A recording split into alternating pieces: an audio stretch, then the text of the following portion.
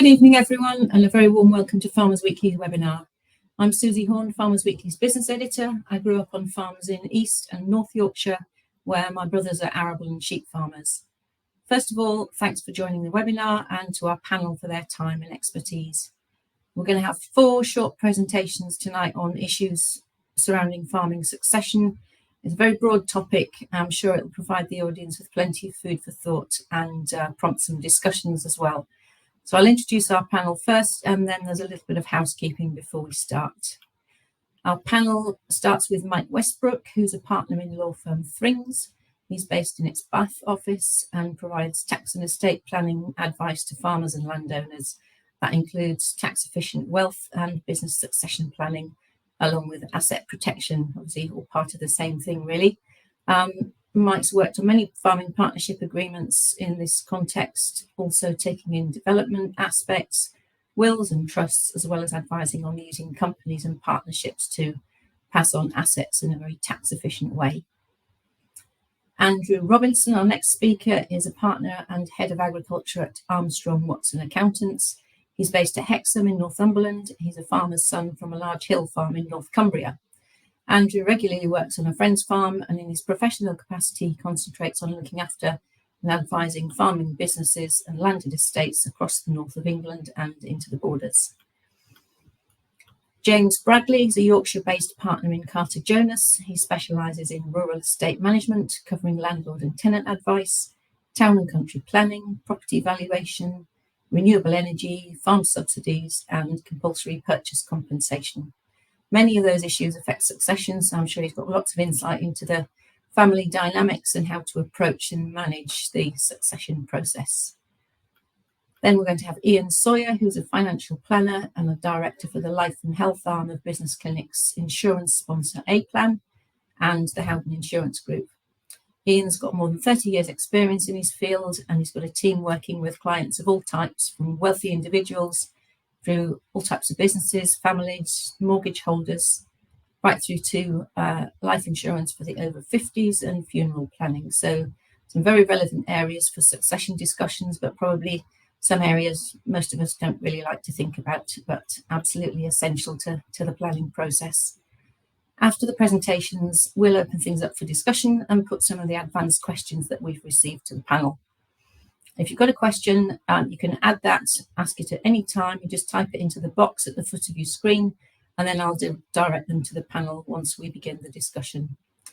The webinar is expected to last for about an hour and 15 minutes. Afterwards, it will be available on demand, and you'll get an email to let you know when the recording's ready for viewing. So we'll go straight to our first speaker, and that's Mike Westbrook from Thrings. Thanks, Mike. Thank you, Susie, and good evening, everyone. Well, as Susie says, I'm a private client lawyer, and I specialise in talking to farming families and owners of rural businesses, primarily about their succession planning. So it's a really interesting area, really challenging area, both for us professional advisors, but for families as well. And there's so much to think about, really, and I think that's sort of borne out by a lot of the questions we've been having come through, but also I remember doing preparing for another similar type of presentation a couple of years ago, and I tried out this mind mapping, and I managed to fill a sheet of A3 paper within the space of about 2 minutes, just by thinking about different things, because there are so many different sort of facets to think about in succession planning. And just sort of jotting some of those down. So, one of the primary motivations people have is well, how do we keep the farm together in all of that, and sort of managing things down the generations, which becomes increasingly challenging when it goes from the current sort of incumbent owner to having 2 or 3 children, and balancing out between sort of equality and fairness, particularly if you've got 1 or 2 of those children who are interested in coming to the business, and also retiring the current generation as well. So that's sort of that balancing between the generations, all the while maintaining a profitable business, so that there's something that's there to pass on and that can maintain family. And again, if it becomes more than one or two families, that can be more and more increasingly challenging. That ties in a lot with tax efficiency as well. So there'll be there's a lot of work to be done around making things as tax efficient as possible from a day-to-day basis. But when we're talking about succession planning, it's passing those assets down the generations and doing that in the most tax efficient manner, so it doesn't drive a sort of great big hole through the business in a big tax bill. And lastly, again, passing things on significant assets and land and property, then safeguarding and protecting those assets is always a big issue as well. So where I suppose where I'm mostly drawn is that sort of passing assets on, and so navigating the legal and tax implications around that sort of gifting, and well, how do we manage that? So the first thing I always try and say, well, let's have a plan. And I know that sounds like a sort of trite thing to say, but it's really important to sort of know in broad terms what you want to happen, and that can be challenging in itself, and it might involve some difficult conversations, and really trying to tease out those thoughts. It can become quite detailed in terms of, well, who would get what in sort of managing that process down the generations. But even if it is just an umbrella plan, let's have a plan, and then we can start putting the detail in around that. And I always think that within that plan, it's about taking opportunities when they arise as well, because you can't, if you're looking at, for various different reasons, if you're looking at passing things down the generations, you can't do it all in one go, or very often you can't do it all in one go. And that might be because of tax, or because you need the assets, to generate an income, or whatever it might be. So it's sort of within that umbrella plan, it's taking opportunities when they arise. And that could be, for example, if you have land that's got some development potential, or a solar lease coming in, well, actually you might start looking at moving that on before the value spikes when you get planning permission, for example. And then once you've got that plan, it's all about, well, how do you implement the plan? And that always, from a legal perspective, it always starts with like having a goodwill in place, possibly having powers of attorney in place. So if any of the people involved in the farming business lose capacity, then there's continuation, or die, we've got continuation and a sort of smooth transition. Also having a clear and robust business structure in place as well, whether that's a partnership or a company. The two or those three things talk to each other. So a partnership agreement should sit hand in hand with the wills, because a partnership agreement doesn't just manage the running of the business. It looks to what happens if someone loses capacity or passes away, how their interest in the partnership can move on. And there are other aspects of that as well. So I've mentioned wills. Well, if you're passing things on, you might consider trusts. Trusts still play a big role in helping to manage both the tax side of things, but also asset protection. Increasingly, people are looking at things like pre- and post-nuptial agreements in order to protect assets moving down the generation. There can be other ways of doing things slightly more creative, things like family charters, for example, which are a non-legal way in which to manage expectations, to get people involved in the business, but it's essentially a non-legally binding way of bringing people together and helping sort of manage the process. And managing expectations is really important because, first of all, it can help prevent people falling out if they don't get what they were expecting, or for various different reasons. But there are also, estoppel cases. So if someone's been promised the farm, a classic sort of estoppel case is someone's promised the farm and then they don't get it either in the will or it's gifted on during someone's lifetime. That's a typical way in which farming families can run into difficulties. And my job is much more on the sort of trying to avoid that situation rather than litigating it after it arises. And then often quite a big driver for all of these conversations is tax. So inheritance tax being the main one. I won't say too much about it, but that can often be one of the key things that make people want to start this succession plan is inheritance tax. One of the hurdles around this sort of planning is capital gains tax as well. So you need to be, if you're making some sort of gift on of land, it's managing the capital gains tax side of things. Stamp duty, land tax can also be an issue, particularly with partnerships. It's fraught with technical difficulties, really. So just being alive to those tax issues is key. And just sort of some concluding thoughts, really. It's, as I say, there is a lot to think about. There's no right or wrong time to sort of really start planning, but having some kind of plan at an early stage and having those core things in place, like a will, like powers of attorney, like a good business structure, that's key from a legal point of view. And then as you work through, it tends to be sort of as you move through the years, you take those opportunities when you can. And a good plan is usually supported by all the people here on a lawyer, an accountant, a financial advisor, and an agent who can help you in that process. So we're here to assist in that process. Thank you, Susie. That's great. Thanks very much, Mike. And won't say too much now, but in case it doesn't come up in the questions, you talked about wills and partnership agreements, and I think quite often they don't sort of dovetail, and one says one thing on an aspect and another says something quite different.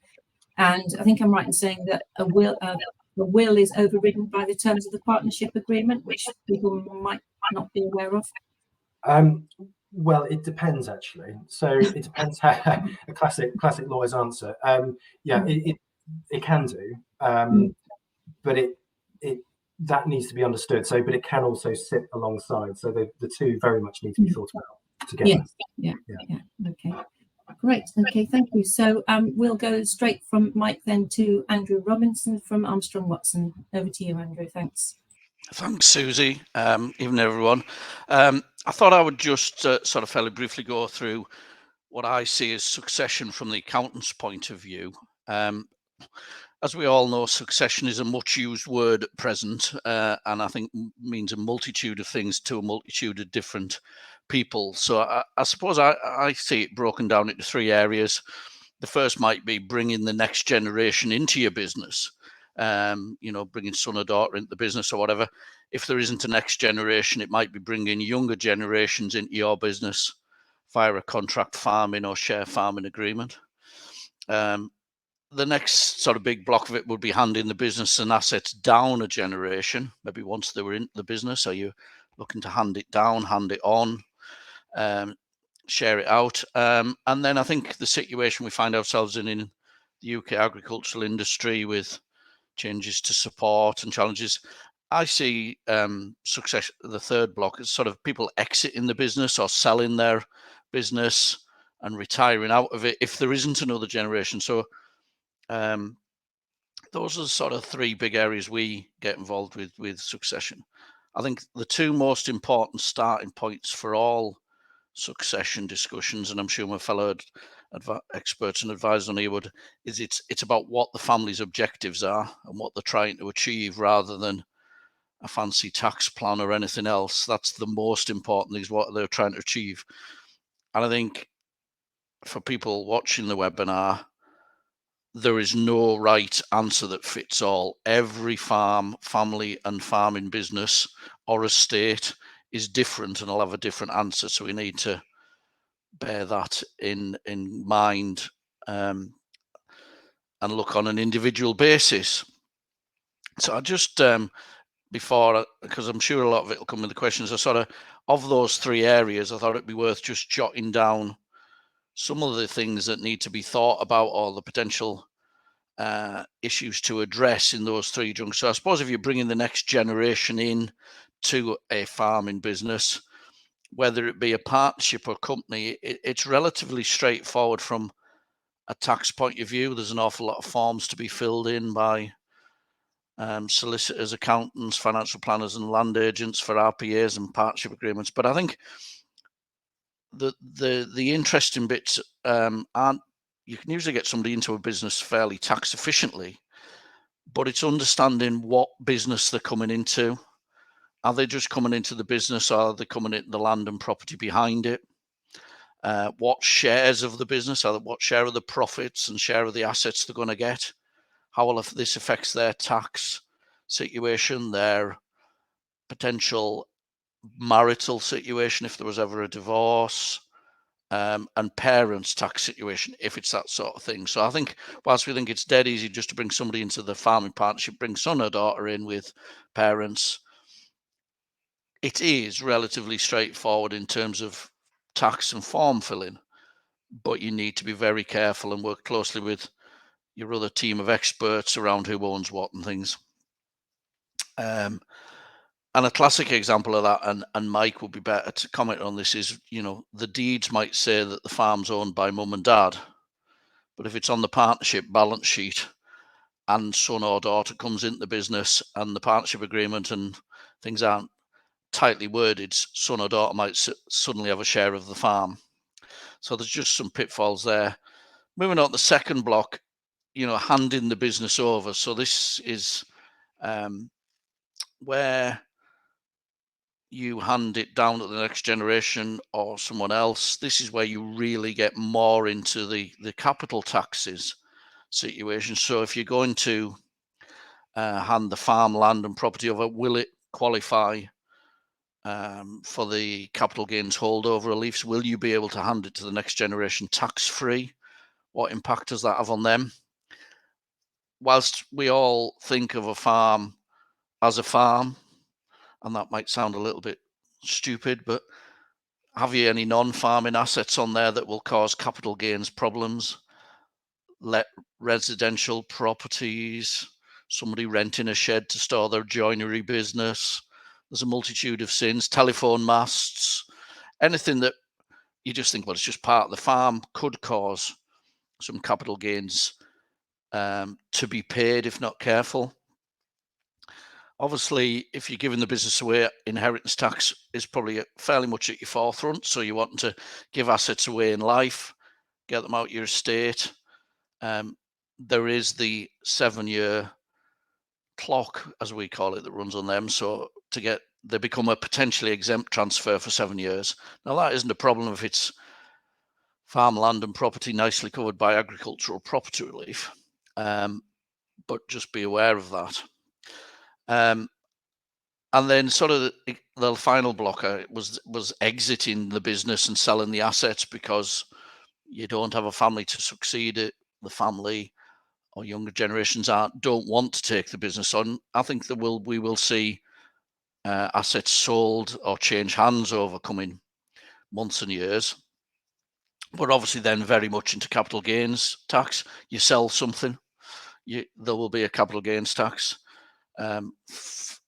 Fortunately, farmland is holding its value and there's some sizable gains in it. So you need to understand what the capital gains tax will be. Will you qualify for business asset disposal relief if you're selling your farm or not? And remember that if you sell a residential property within the farm, your tax will be to pay within 60 days and these sorts of things.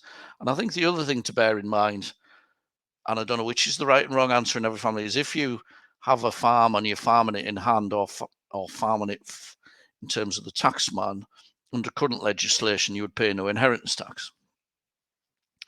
You then sell it for £3 million and put £3 million in the bank, or non-inheritance tax investments, and I'm sure Ian will be able to cover this at some point, but you put it just in the bank is a very simple thing. You've suddenly got a 3 million asset with no inheritance tax cover. So I would never encourage a farming business to hold on the farmland after they really wanted to, just to get the inheritance tax cover. But bear in mind, it will change your inheritance tax position coming after it. So that's just sort of a potted guide through some of the things to think about as we see succession. And I'm sure there'll be a lot more comes out in the questions. And the key point is start early, talk about it, but every farm's different. And on that note, I'll hand back to you, Susie. All right, thanks very much, Andrew. So we'll go straight to James now from Carter Jonas. James, I'm sure you've had lots of experience of seeing these family discussions as the other advisors have, but you can tell us about your experience and advice. Thank you. Thank you, Susie. Good evening, everyone. I think we can already see what an interesting subject this is. It's something that does come up, and I think it doesn't tend to come up in a wholesale sort of fashion. But yeah, succession, and certainly the land agent in this is generally, his objective is to take the holistic view and assist the client with the whole process. Rural businesses we see now can be very focused or can be very broad range with everything in between. The creation of a standard answer, I would suggest, is virtually impossible. A lot of businesses will now include some form of diversified income as well. So important to identify what it is and where it is. Andrew's mentioned sort of surprise things like telephone masts, which might have a perverse effect. Planning must and should be a key part and should start as soon as possible. Understand what the objectives and the aspirations of everyone involved are. They could be family members, landlords, tenants, even the workers, regulators. Everybody needs to understand what they want to do, how long they want to do it for, and what they regard as a measure of success. And possibly most importantly, when they'd like to stop doing it.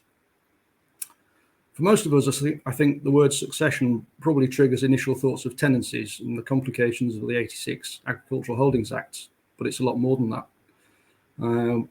Planning needs to understand all the business assets. We've said identify them. Some of them might be owned, some of them might be rented. There can be livestock and dead stock, and possibly even goodwill to consider these days. Businesses should review what they own and undertake a periodic assessment of structure and ownership and value. There'll be something for each of the professionals here to be involved with. It's always assumed by landowners and farming families that the next generation will wish to take over. And in many cases they will. It's a good lifestyle, but some may not. An honest discussion will identify whether or not those who inherit will wish to continue the business or sell and run, or a mixture of something between. The answers to those questions will, of course, shape the planning that occurs along the way. And don't forget, things don't always go to plan. So when should succession occur? It's a frequent question. Technology means that activities are less physical and therefore people are keeping going for longer. But think about the working life of those who will inherit. We're all familiar with the UK age of farmers, approximately 60, but how long should that person be in control for? At what age will the person coming in have most drive and ambition? At what age does it become easy and difficult to secure finance? We're now at a time of significant change. We've left the EU, but this process still drags on. Support is changing, as it is throughout the EU, and this year represents the last of BPS as we know it. DEFRA is not doing a good job, although we have had some announcements today about the new strands of NELM and the new support schemes. We do need to understand the implications of those and how they might affect businesses. Income is probably going to level out at about 50% of current rates. Some people have entered into mid-tier agreements, and those might not yet have started. Those for a January 2024 start will run to 2029. There could even still be higher tier stewardship agreements lurking in the background with 10-year commitments and possibly 10-year retention periods. Most people model their rotations over 6 years, which at the moment takes us past the end of BPS. But it'd be wise to consider 5, 10 and 20-year progression. For some, there's a possibility of the lump sum exit scheme, but only if you've indicated participation already. I touched upon business assets earlier. Some of the farm is probably owned and an asset that can be passed on to the next generation, and as Andrew says, with careful preparation, free of any tax. Good advice from the accountant here is useful, and if making any changes, take the account of potential implications. Watch out for occupation and reservation of benefit. That's already been alluded to. Some of the land might be tenanted, so consider the basis of tenancy, the rights contained for succession, and can the tenancy be simply assigned? There are also income tests, which refer to a 7-year period. So again, planning is key. It's not something that can be addressed in a hurry. Last year, Andrew and I were involved in a case where carry a bag of receipts and a handwritten note intended to convey 7 years worth of accounts and therefore qualification for a tenancy. I'm sorry to say he did lose. Farm business tenancies can't usually be transferred, but do check the agreement carefully before taking any action. In all instances, a discussion with the landowner can be very helpful. Whilst there's no compulsion or implication or time limits, there's an ability to negotiate. The path can be smoothed and potentially issues ironed out. Where there are statutory time limits, however, do make sure they are observed and adhered to. So what about positions where there isn't an obvious successor? Assuming the owners wish to retain the assets, they could rent the land out. Many will be familiar with this. It offers a certain income and guaranteed process to the landowner and to the tenant. Contract farming, the farmer can have commitments or interest elsewhere that mean that full-time occupation is not possible, and this offers a route to retain control on the farm. Lastly, share farming, the least regulated of all the forms of occupation, but allows complete freedom. Some manage very well on little more than a handshake. Others like everything to be recorded and agreed. When this method works well, the former is great, but when it's gone wrong, the latter is better. I mentioned the unexpected, and whilst this might cover a range of scenarios, probably the most changes are as a result of illness or death. While somewhat macabre, think about the implications should any member of the business suddenly be removed. So, decisions have to be made. There's something here for everybody, as I've said. Occupiers of houses may change. Does this need to be recorded? Wills might be needed. Tenancies transferred. Lastly, have a think about the bank, farm assurance, abstraction licenses, and so on. All these things are generally linked to a person. Can they be put into more than one name? So when it's time for change, the transition is easy. This week, I'm dealing with a bank whose computer has forgotten who I am. Thanks, Susie. Well, I hope you get that sorted out quickly, but from what I've heard, it's not a quick process. Right, okay, so we've just got Ian left now.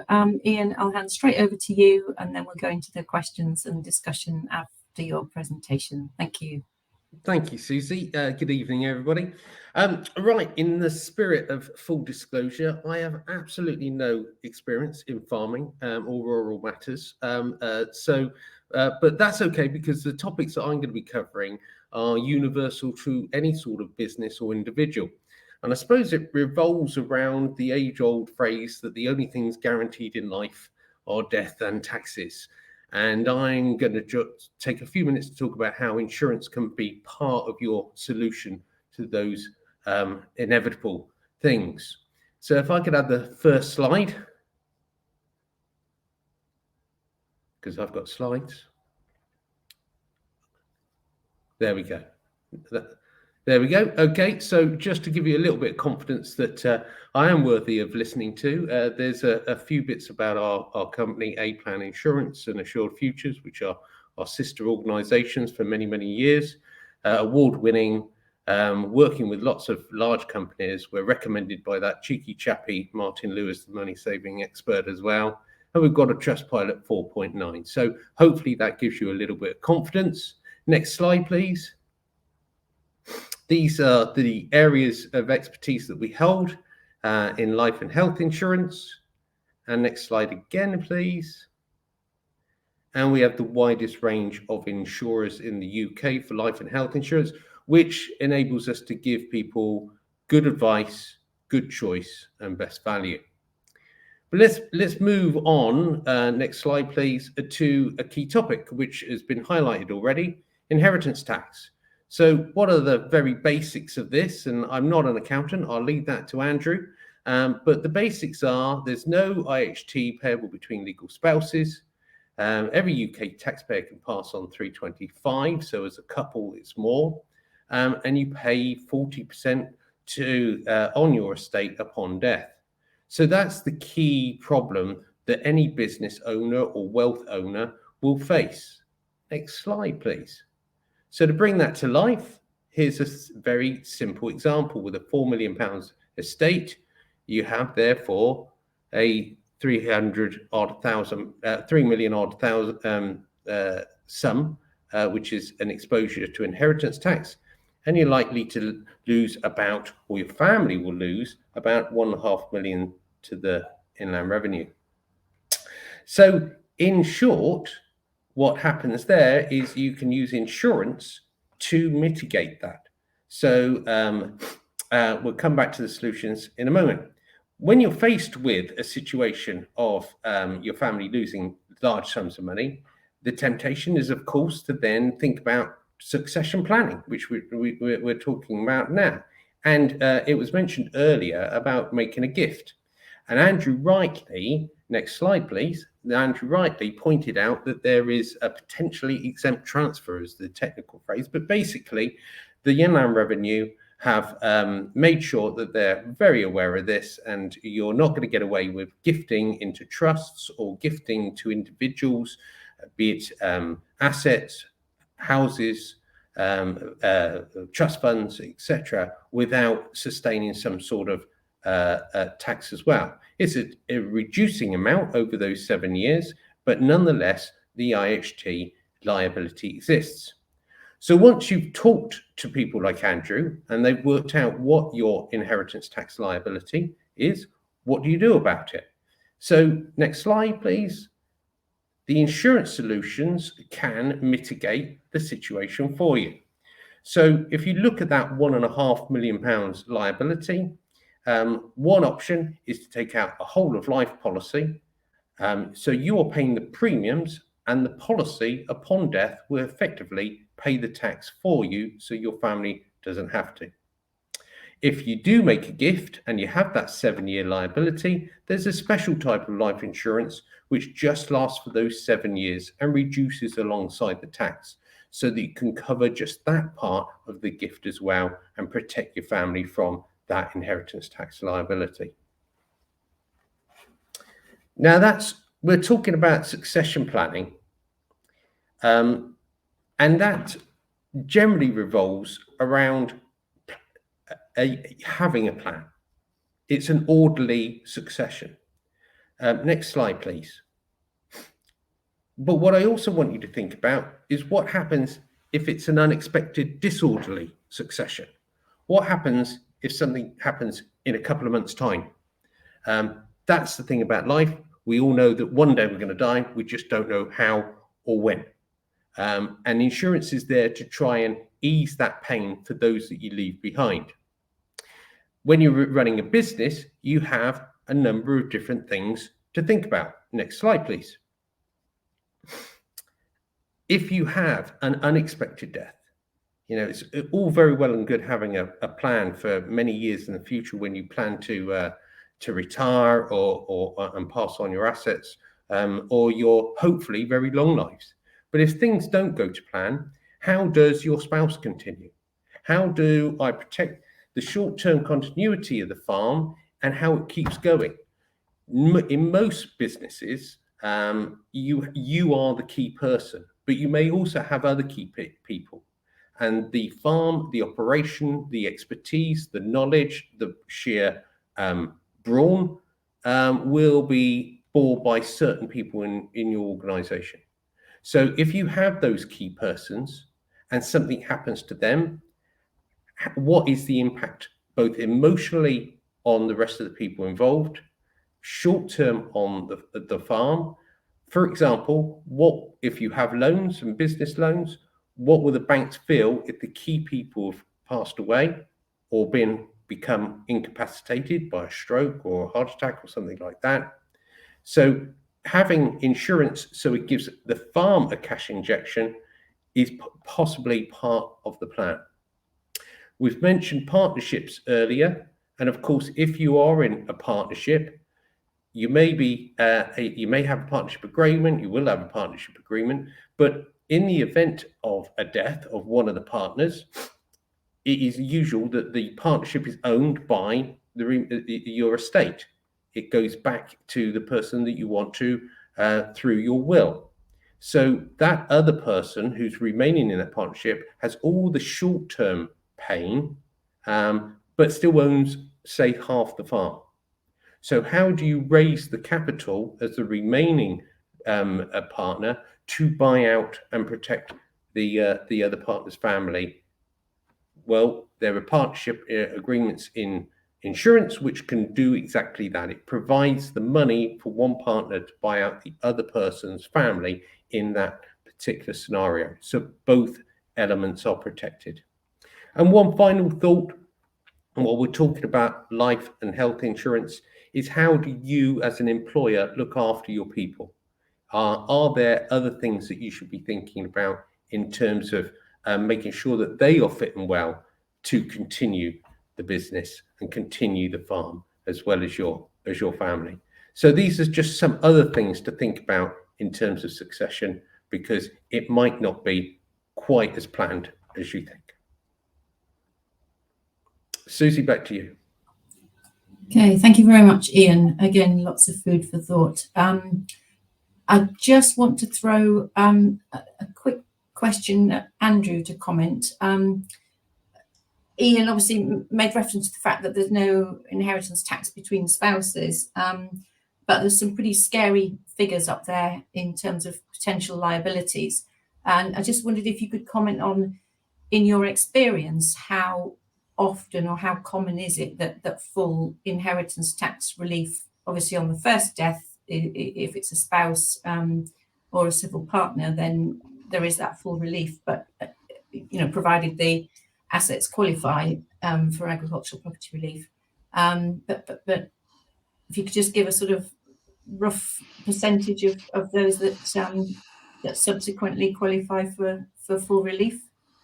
I think in your typical farming scenario, which we all think about, farmhouse, farm buildings, land, farming, crops or livestock, most of them do end up with full relief on via agricultural property relief on the agricultural value of the land and property, and business property relief on the value of the capital and the cows and the sheep and the combine, and the money tied up in the business. I think where you get the unfull relief, pardon me, is more like Mike and James was talking on your landed estates or your more bespoke farms where there's non-agricultural or non-business assets or significant wealth that's been built up and hasn't been given away.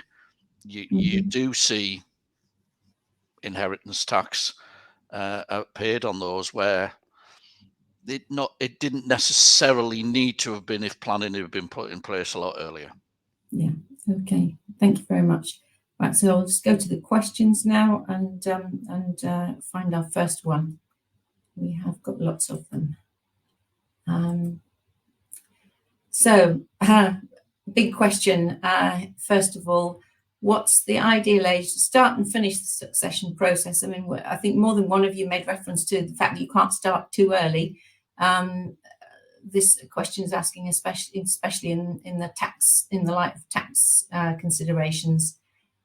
Is there a list of what a business should have in place to help farmers with the process? That sounds like a feature for Farmers Weekly. I think we might not have time to go through the whole list. And if the tax alters after you've completed the process, do you have to relook and check and maybe alter to maximize the tax benefit? Not sure whether that's really possible, but Andrew, I'll go to you first on that, and then perhaps Mike, if he wants to comment on that one as well. I think it was James that said you can't start too early. So if you're all right with it, I'll leave you out of that, James, but do jump in after Mike if you want to. Okay. That is a good question. I don't think there is a right and wrong age to start succession. It's when it feels right for the family or the business partners or whatever. I think if you haven't started thinking about succession and you're in your 60s, you probably should, especially if you've got a younger generation keen and wanting to drive the business on. You obviously need your 7 years potentially for gifts. So starting succession planning when you're 74 certainly increases the odds that you won't make the 7 years. Tax, the end point on that, tax is always changing. You can only plan based on the family's objectives and what the tax legislation is at the time of doing it. it's very rarely with capital taxes, i.e. capital gains and inheritance tax, that the legislation changes and is backdated. So what you've done still stand. But I think, we would probably suggest that a business, I suppose you come into wills really, but you would review it every 3 to 5 years to see if legislation had changed, and you wouldn't undo what had been done. You would see, do we have to amend things going forward? I think would be the answer from the accounts and tax point of view. Thank you. So I'll go over to Mike now, please, if you've got anything to add to that, Mike. Yeah, I mean, that really covers a lot of points, really. I mean, yeah, in terms of when to start the process, again, there's no ideal age. It tends to be, in my experience, it's driven by the next generation sort of starting to get settled or show signs of being interested in the farm or not, and that will then really guide the thinking. I think usually when in with the families that I work with, and then the sort of as soon as possible, as early as possible, because we have the unknowns. You never know what's just around the corner. There is that sort of, particularly for inheritance tax, it's that 7-year period that it's a hurdle to jump. And as Andrew was saying earlier, usually you can have the benefit of the agricultural relief, the business property relief on those gifts as well. If the business carries on doing what it is doing in that 7-year period, you should get the benefit of the release if you were to pass away in that 7-year period. I suppose just where, if things changed after you've done it, where there can be what are called clawback provisions. So if you'd gifted away a farm, for example, or a share in a farm, and at the time it would have qualified for agricultural and business property relief. If it's then sold, then what the recipient of that gift has is the cash, and you die within that 7-year period, then you can have a clawback to inheritance tax, so it becomes a chargeable gift in those circumstances. So there are some sort of points here. Okay, thank you. James, did you want to come in on that one at all? Only really just to say, I think generally succession probably starts to happen by a process of diffusion. As Mike said, you find people who are working their way into the business. There probably isn't a really defined point at which you say, there you go, it's yours. Right. Okay, thank you. And just quickly to Ian, in terms again of starting the process early, presumably the sooner you start, perhaps the cheaper some of the cover that you're talking about would be. Is that the case? Absolutely, yes. So it is pretty obvious that as we get older, our risk of death is obviously going up and up and up and up, because it's inevitable. So the sooner you start, because if you think about if you're trying to cover a certain amount of money, let's say you're trying to cover an inheritance tax liability of £1 million, that money will be paid at some point. It's, you will die at some point, that money will be paid at some point. So the policy will pay out. It's not like home insurance or life insurance for a mortgage, where you take it out for 20 years to match a mortgage, that you might die in those 20 years. Therefore, there's a risk, and the premiums are much, much cheaper. When you're planning for inheritance tax, the premiums are significant, because effectively the insurance company has to build up the fund to pay you back over your normal life expectancy. And if you die early, then they lose out. If you die later, you lose out a bit. There's a risk. It's an undefined risk. So the later you leave it, the more expensive the premiums are, because you've got less time for the insurance company to build up the funds to effectively pay out. Yeah. Okay. Thank you. So we'll go to our next question, which probably I'll go to James first on this, because it's about the lump sum exit scheme, which I think attracted more interest in the end than a lot of people expected it to. So people are going through the actual application now. The question is, why doesn't the lump sum exit scheme cater for partnerships? And in relation to that, we've just got a little bit to add to that question, which is that this is being asked by the elder partner in a farming partnership, been told that if he or she retired from the business, then they'd have to relinquish any further claims for the business. The son who would be taking over would have to reapply for any future RPA subsidies, and the individual would not be eligible for the lump sum exit scheme.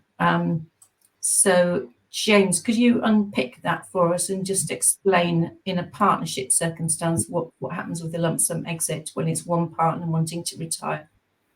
So the scheme makes reference to 50% of the total profitability of the farm, and where there are more than two people or three people, it has to be a majority share coming out. I think the first thing to say is that that date of September 22 is all important. If you haven't indicated that you're joining in, then it's out. But there is an accommodation for partnerships, and what it says is that the lump sum can be taken. It still requires the entitlements to be surrendered back to the RPA. It means that the person coming out of the partnership can't participate any further in future support schemes, but those who remain within the business and therefore occupying the same area of land still can participate in future schemes. The only thing is that the basic payment monies essentially have been rolled up into one payment now, which is the same amount of money that they would have gained if they'd stayed in and claimed right through to the end. Possibly the only implication of that to think about in greater detail is any implication for CGT. Thank you very much. We'll move straight to unless anybody else wants to jump in on that, we'll move straight to our next question, which has been covered to some extent, but I just see if anybody wants to add to it, which is what can be done to transfer ownership of land and property to children to minimise inheritance and capital gains tax? Well, obviously, from what we've heard from several of you, surviving 7 years is a good idea, and making sure that everything is lined up in terms of structuring the business and the assets so that you push as much as possible into that APR net and BPR if not. Not quite sure who to go to first on this one. Mike, do you want to kick off on this one, please? Yeah, I mean, in essence, I suppose it's been covered in that you can minimise inheritance tax primarily by passing assets on and surviving 7 years. The hurdles to that are potentially capital gains tax. That's usually not a problem when you've got agricultural land, because you can claim holdover relief. If it qualifies for agricultural property relief, you can claim agricultural relief. Where it tends to be more of an issue, and this is where the sort of tension is really, it's usually the non-agricultural assets. So if it's let properties, parts of the farm that might have been used for storage or rental purposes essentially. So if it's let property, that usually wouldn't be agricultural. So it usually is both presenting the highest inheritance tax risk because it doesn't qualify for any relief from inheritance tax, but it also may not qualify for holdover relief if you gift it on. So it's a case of looking at it all in the round and sort of passing it on where you can and mitigating primarily the capital gains tax on those sorts of assets. Yeah, and there are ways that you can sort of you could put it into a trust, for example, and claim small relief there. So. Yeah, we'll have a question on trusts later on. Andrew, have you got anything to add on that front? No, not on the capital gains. I think Mike's absolutely spot on there. I think the other thing just to remember from an inheritance tax point of view, especially if it's non-agricultural land and things, but if you give the rental property away down at the end of the farm road or something, you can't benefit from the income anymore either. You're giving the income stream, well, income stream away as well. Or if you don't, your gift of the land for inheritance tax has failed because you've reserved the benefit. So I think that would be the only bit I'd add to that, that you're giving the income stream away as well as the asset. Yeah, okay. Question for James now, very practical, on the ground question. Would putting the majority of the farm, actually it's both, it crosses the tax one as well, into stewardship such as nectar mixes and bumblebee and bird mixes and unharvested cereal options, might potentially provide a better margin on the farm, But would that affect the inheritance tax relief of the farm? And I guess this is a question that strays into, is it really farming, and therefore does it qualify for APR? And with things like rewilding and biodiversity net gain, we've got so many things up in the air in terms of the opinions and actual guidance on the tax angles here. So perhaps you could answer the margin question, James, and I presume they mean margin in terms of profitability rather than a better option for your field margins, and then we'll get Andrew to talk about the inheritance tax aspect. I think certainly, yes, it's not the bit around the edge of the field, is it?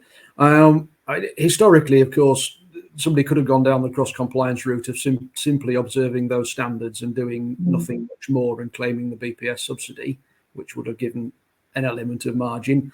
Going forward, there are the NELM options, which would create a good patchwork quilt, I think, of options across the farm. And I suggest, having managed the various restrictions, prescriptions, needs and objectives of those, you're going to be a fairly active person, and I think could well be still regarded as an active farmer.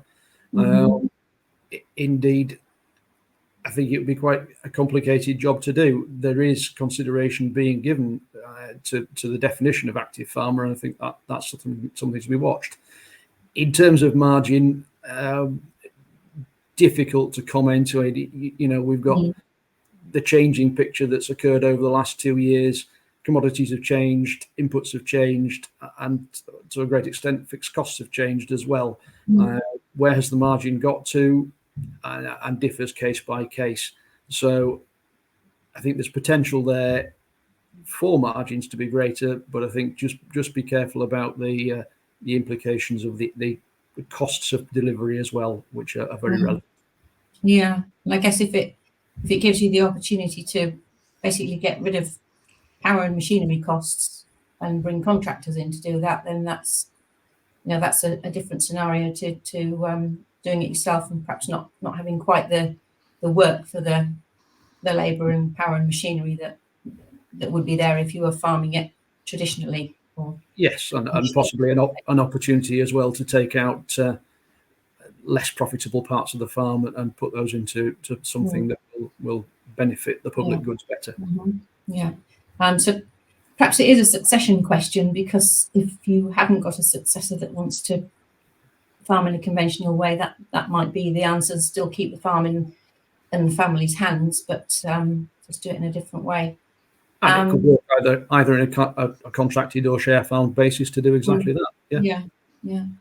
Okay, and now, so Andrew, on the inheritance tax aspect. Well, I think it's actually the inheritance tax and the capital gains tax could have implications if you're selling it.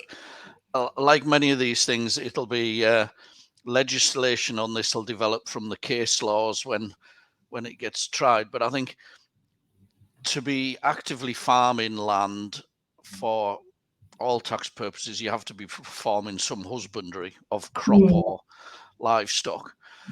So therefore, my opinion is that a lot of the elms type schemes, the GS4s and growing clovers and all these sort of crops that sort of move around the farm over a number of years, husbandry is performed on them, livestock may graze them at certain points.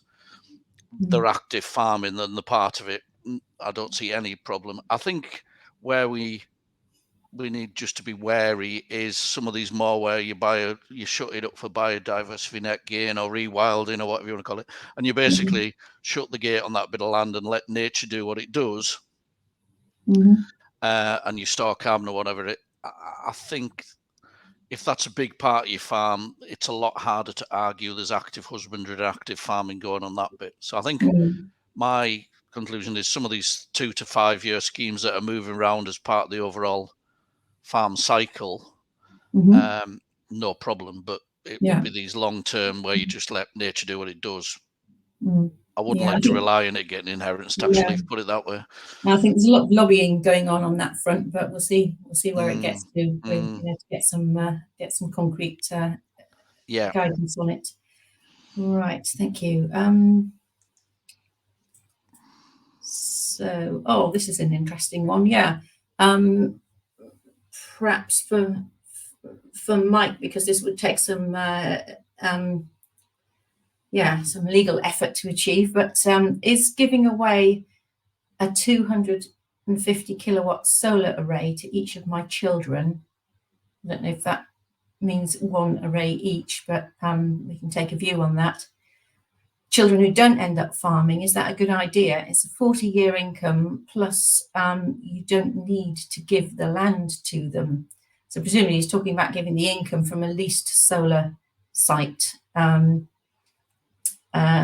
need to give the land to them, which could ruin the viability of the main farm. I don't know how much farming they're doing on this under this solar array, but anyway, Mike, if you can handle that one, please. It's an interesting question. That it's difficult to say in isolation, I suppose, but it does raise a few interesting points. I mean, I suppose, what's the reason for thinking about giving it away? Because if that £40,000 a year income is supporting the farm, if you're giving that income away to children who aren't involved in the farm, then it might be sort of pulling the plug on a quite important source of income. It can also, if it's a sort of inheritance tax. So I've worked on a couple of matters recently where we've actually given the land that's subject to the lease, the solar lease, away, because it takes it out of, it becomes an investment asset within a within a sort of farming partnership, which can sort of influence the overall inheritance tax balance, particularly for business property relief.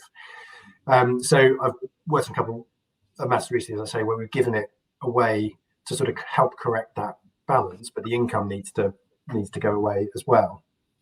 And I suppose ultimately the other question that it raises is, well, what happens when the lease? So I suppose what you could do is assign the lease, the rights under the lease away, and you don't give away the underlying freehold interest. But ultimately that comes back, once the lease expires, you've got the land back in your ownership that's not subject to the lease anymore. Excuse me. So I think in summary, so I'm going to have to just we'll come back to you. All right, we'll just line up the next question while Mike sorts that out.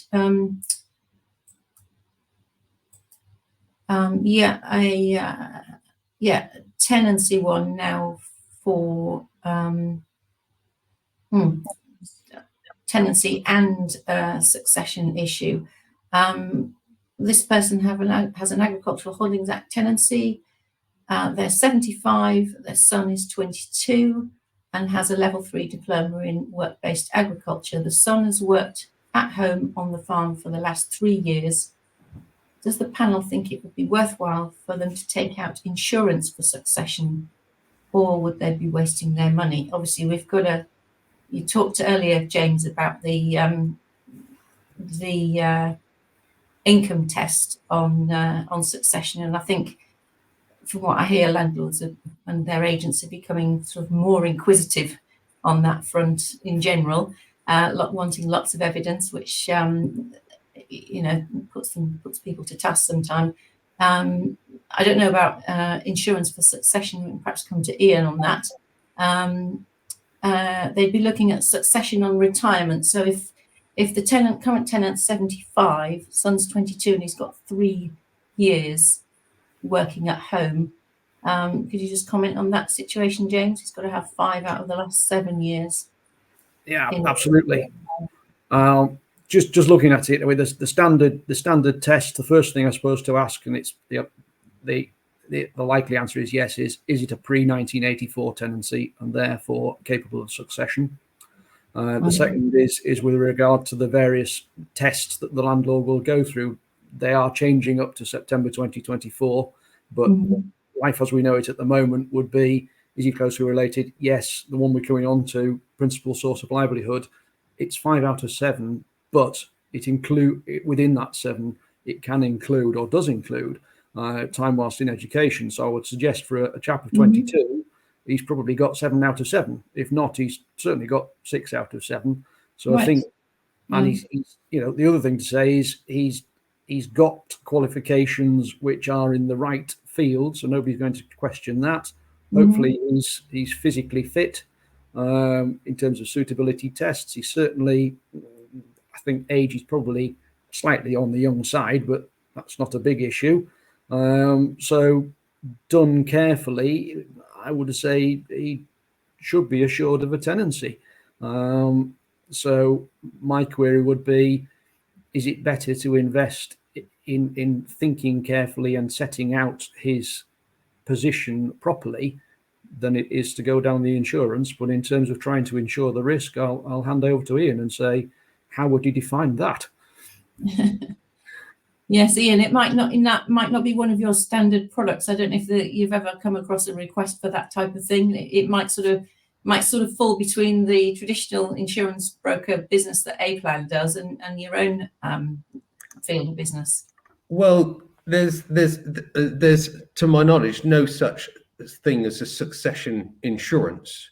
You've got to insure against a insurable event. So there is insurance for, you know, property, there's insurance for a liability when there's an accident or an injury, and in terms of life and health insurance, that you can insure against death when that occurs, or a critical illness such as heart attack, stroke. So in this particular scenario, with a 75-year-old wanting to pass on to a 22-year-old son or daughter, then I suppose you've got to go through the points of saying, right, how do I mitigate the tax through all different means? And then when you're left with an inheritance tax liability, you then say, right, how can I gift? If I'm going to gift parts of the operation or shares or property, then it's about insuring against that 7-year liability. Okay, thank you. Right, so we'll move on. We've got quite a few. This one is probably for Andrew first. How does leased land affect succession and inheritance tax? I think probably it's mainly a tax question rather than a succession question, but over to you, Andrew. Yeah, I'm presuming, I'm guessing that question's referring to land that's leased out rather than leased in. Yeah, I think so. Yeah, I'm sure James, Mike, and I could talk all day. How do you value a lease? But if you own land that is farmland that is rented out, and you've owned it for more than 7 years and it's used properly for agricultural, you will get some agricultural property relief on it. So if you've owned it for 7 years and it was let under a pre-96 tenancy for tax purposes, you will get 50% business property relief. Sorry, agricultural property relief. I'm getting excited there. And if it's on a post-96 tenancy, so an FBT type one or a succeeded HA that's been renegotiated since 96, you'll get 100% relief. So I think if you're renting land out, it's that 7 years ownership and that it's been used for agriculture, and not grazing horses or motorbikes running around on it, this sort of thing. So I think there's just, like with everything, there's one or two little pitfalls, but if it's standard agricultural land, you should get 50 or 100% agricultural property. Thank you. Mike, did you want to add anything to that one? The only thing I'd add was that it can take it, if you're going from farming that land in hand to letting it out, it can compromise the inheritance tax position on the farmhouse as well, because that requires a sort of common occupation between who's in the farm and who's doing the farming. So you're sort of splitting that occupation because someone else is occupying the land to farm it. So okay. Thank you.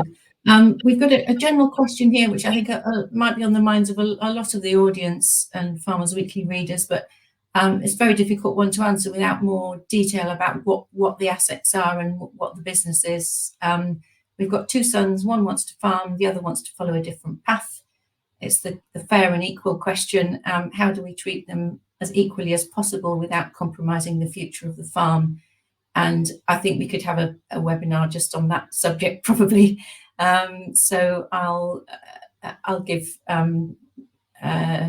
James, Andrew and Mike all a very quick go on that one. James, if you start, because you'll have come across this, I'm sure, as the other advisors have several times. Yeah, it's a sort of primogenitor type question, isn't it? You know, how do you look after the two children equally? I do have a situation where we've got a management client and they're trying to be fair to everybody, and it's very hard, and it gets harder if you try and keep that through more generations. You've got to look at the asset. I wonder in this instance, might creating a trust and therefore a tenancy so that the income from the farm is split to the two possibly be a form of answer.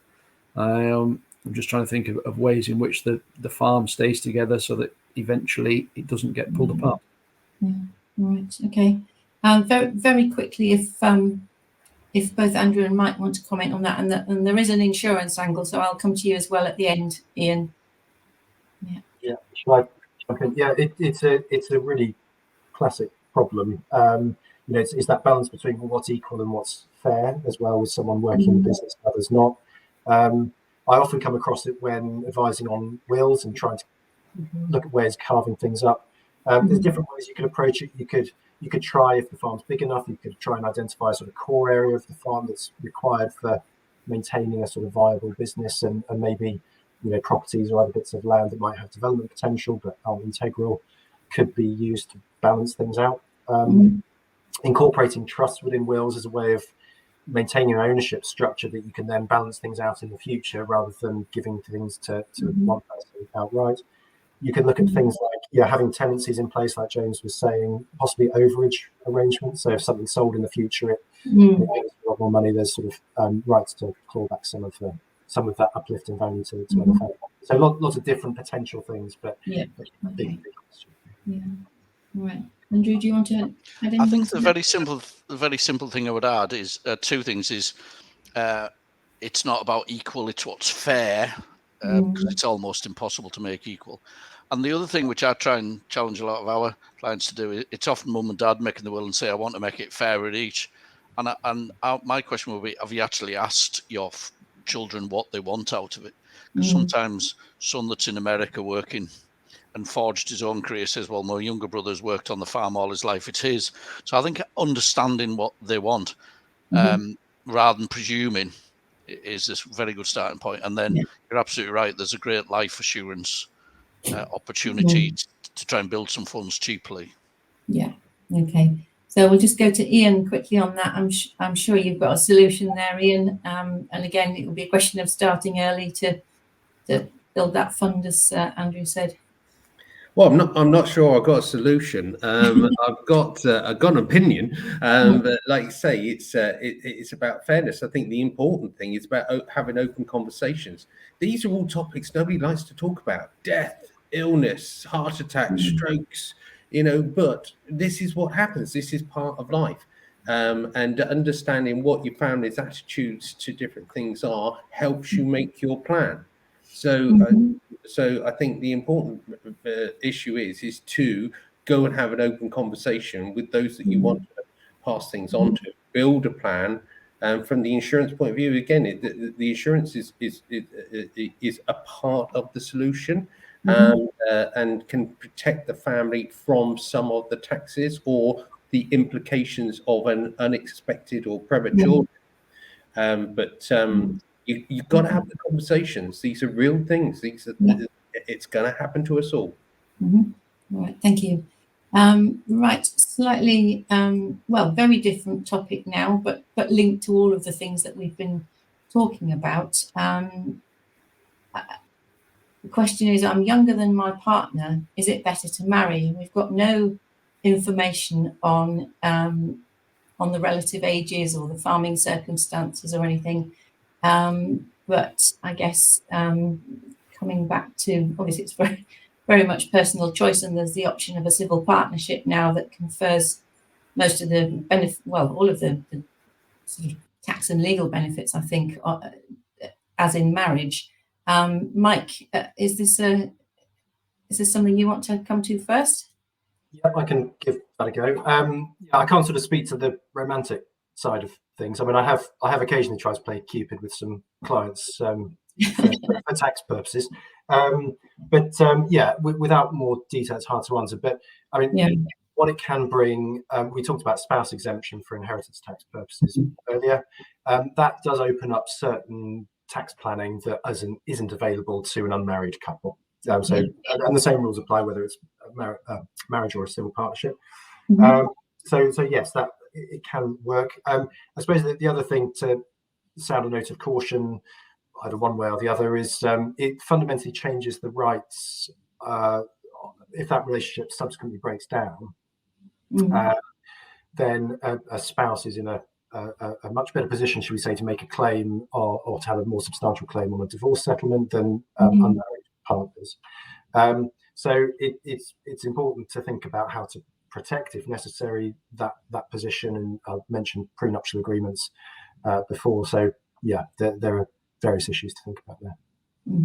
Okay, thank you. Right, one for Andrew here. How do you change owned property, and we assume it's farming property, into a structured limited company so as to pass the property on to the next generation, avoiding a potential huge capital gains tax bill? Andrew. Thank you.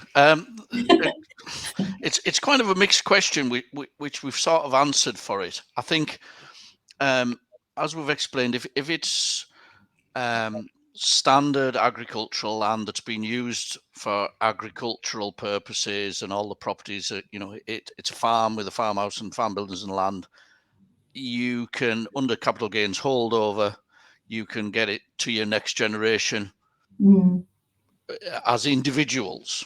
So it doesn't have to involve a company to save that capital gains tax. Right. You may want to use a company for other reasons, but which may be right, may be wrong. Every farm's different, but I think you don't need to use the company. I wouldn't be advising using the company for that purpose. There may be other purposes you want the business in a company to protect it for different tax rates, so you can have different shareholdings. But the simple answer to the question is you can get farmland and business property across tax-free anyways. Yeah. Okay. Thank you very much. We've got lots of questions. We're not going to be able to get to all of them because we've just got a couple of minutes left. And one of them covers two or three that we've had in, which is, please tell us about how trusts work, and are trusts appropriate for grandchildren? So that's sort of two questions that we've had on trusts. Mike, I think I'll probably go to you on that one. Yeah, well, it's probably one of those ones you could have a whole webinar on. How do trusts work? Well, very briefly, they're really about separating out ownership and sort of management and ownership in terms of looking after the assets, and then who actually benefits from them rather. So if you are, let's say, transferring assets into a trust, you will transfer them to the trustees, and the trustees are responsible for looking after them, but they will then be responsible for allowing the beneficiaries to benefit from those from the assets that are held within the trust. There are different types of trust. You can have flexible ones or ones with more defined interests. I mean, just to touch on for trust for grandchildren, are they still relevant or do they work? Well, I mean, trust generally, yes, they still serve a purpose. So they can be flexible. They can give protection to assets. They're a little bit trickier these days to get assets in without an immediate inheritance tax charge. Back in, I think I can technically call them the olden days, pre-2006, you used to be able to set up a trust for grandchildren on specific terms, and you could give as much as you like into that trust without triggering an immediate tax charge. It would be a potentially exempt transfer, essentially. That's now been done away with. So you can effectively transfer your inheritance tax nil rate band value into a trust, possibly more value if it qualifies for inheritance tax relief, agricultural business property relief. But they can be quite useful for grandchildren, particularly on income tax. So you can, if it's generating some income, you can pass that income out to grandchildren. It's a little bit trickier with minor children, so it works better grandchildren. And you could pay for their, I don't know, holidays or tuition fees or whatever it might be, and make their personal allowances. So yes, they still can play a role, but it's a bit more limited than it used to be. Okay, thank you very much. Right, well, thank you to all the panel, to our audience, for everyone who's put a question in. We haven't got anywhere near all the questions, but some of them we will look to answer in forthcoming editions of Farmers Weekly's Business Clinic. So do look out for those. I apologise to those that we haven't got to, but I think some of them are on similar themes, so we've sort of answered them by answering other questions. Thank you very much to Mike, Andrew, James and Ian. I hope that's provided lots of food for thought, and thank you very much to everybody. Success with your success.